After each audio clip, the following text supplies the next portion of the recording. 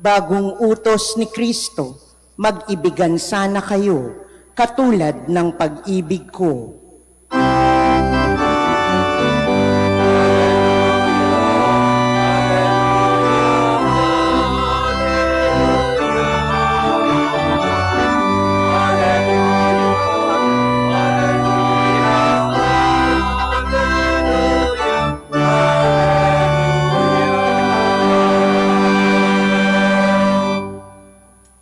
Sumainyo ang Panginoon. At sumaiyo rin.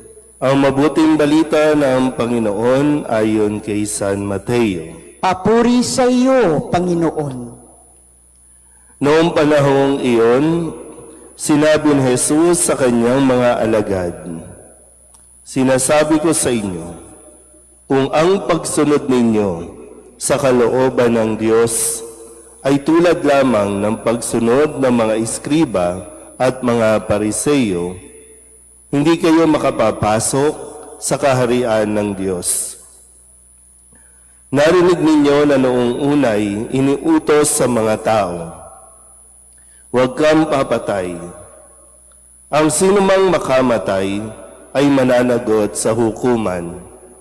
Ngunit ngayon sinasabi ko sa inyo, ang mapuot sa kanyang kapatid ay mananagot sa hukuman. Ang humamak sa kanyang kapatid ay mananagot sa Sanhedrin. At sino mang magsabi sa kanyang kapatid, ulol ka, ay mapasa sa apoy ng impyerno. Kaya't kung naghahandog ka sa Diyos at maalaala mo na may sama ng loob sa iyo ang kapatid mo, iwan mo muna ang iyong handog sa harap ng dambana at makipagkasundo ka sa Kanya. Saka ka magbalik at maghandog sa Diyos. Kung may magsakda laban sa iyo sa hukuman, makipag-ayos ka sa Kanya habang may panahon, bago Kanya iharap sa hukom, at kung hindi, ibibigay Kanya sa hukom, na magbibigay naman sa iyo sa tanod, at ikaw ay mabibilanggo. Sinasabi ko sa iyo, hindi ka makalalabas doon hanggat hindi mo nababayaran ang kahuli-hulihang kusing. Ang mabuting balita ng Panginoon. Pinupuri ka namin, Panginoong Hesukristo. Isang magandang umaga po sa inyong lahat. Ngayon po ay Huwebes sa ika-10 linggo sa karaniwang panahon at ating pong ginugunita ang kapisahan ni San Bernabe, isang apostol, kung saan bahagi ng kwento si Bernabe ang naging katandem, o kasakasama ni Apostol San Pablo, nang ito ay nagsisimula pa lamang hirangin ng ating Panginoong Hesukristo. Kung maalala nyo, nang papunta na si Pablo para usigin ang mga Kristiyano, nagpakita ang ating Panginoon sa kanya at iniatas ang bagong misyon na magpahayag ng mabuting balita sa mga hintil, at naging bahagi nito si San Bernabe na umakay ang naging misyon naman niya ay akayin at ipakilala si Pablo sa komunidad. At yun yung naging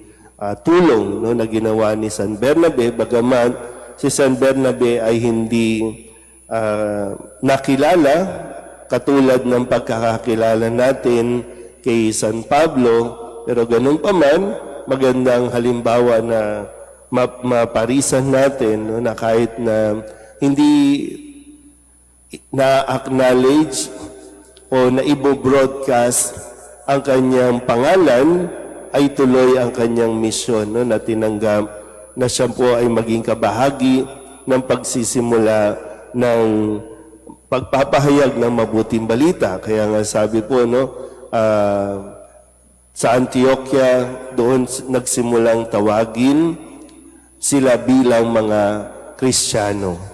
Kaya sa araw din ito, sa pagpapatuloy ng Ebanghelyo, kung maalala nyo po kahapon, sabi ni Kristo na parito ako hindi para baguhin, kundi para ipaliwanag at tuparin ang kautusan. At isa sa mga ipinapaliwanag ngayon ni Kristo ay ang utos na huwag kang papatay. Kaya nga po sabi, bakit ba tayo umaabot sa patayan? Bakit tayo umaabot dyan? Nagsisimula ang lahat sa galit. Kaya nga sabi ni Kristo, hanggat maaga, makipagkasundo na. Huwag na masyadong, kasi minsan yung galit para bang, parang sa battery, na-energize hanggang sa pag 100% na, bigla ka na lang sasabog, bigla ka na lang nakakagawa ng hindi dapat. Kaya nga sabi ko, mag-isip pa lang, yung humamak, yung mga salita na binibitawan natin, yung pangyuyurak, yan ay labag na sa kautusan na huwag kang papatay. Sa isip pa lang.